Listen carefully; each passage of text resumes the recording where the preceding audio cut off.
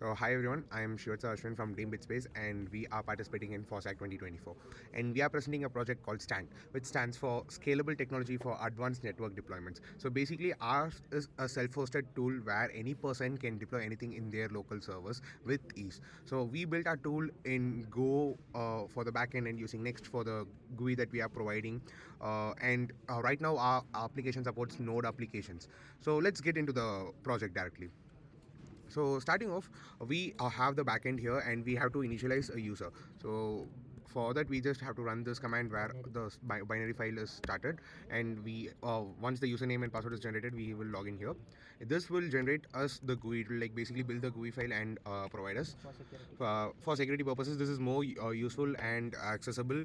So yeah, so now once we go to the website, since we are already logged in, we are directly logged in, and in the home screen we get to see the basic metrics of the system that we are using, including the operating system, the maximum processes, and everything. So once we are here, our application and the entirety of it is based off a GitHub app that we have built. So we'll go ahead and install that app. So once we hit install the app, it will take us to GitHub.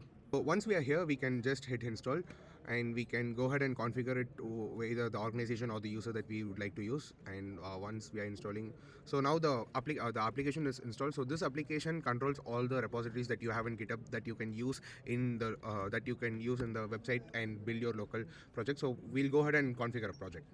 So once we hit select repository, we see a list of all the repositories that I have linked my GitHub account to. So we'll select one of the repositories that we want to deploy now.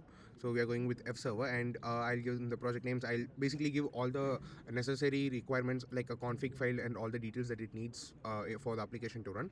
So the application that we are running is a simple node application that will give us a line output. So we can even set environment variables and everything. We can add multiple build steps and multiple env config variables if we need. And once we hit submit, the project should have been built. As we can see, it is building here. So the project is built. We have received an output saying the build success is true. So now we'll try to call the API endpoint that we have opened, and we got the output that we need. So this is the output that we were expecting, and this is totally deployed in our own server based off our application. This is a very simple example and a very simple use case, but when we see it in the main picture, it has much more capabilities, much more farther than this, and this is based completely on FOSS products and a completely open source software. So this will allow anyone to have complete handle and complete upper hand over their server and over their data. They don't have to trust other applications or other third-party services to use their data or to control their server.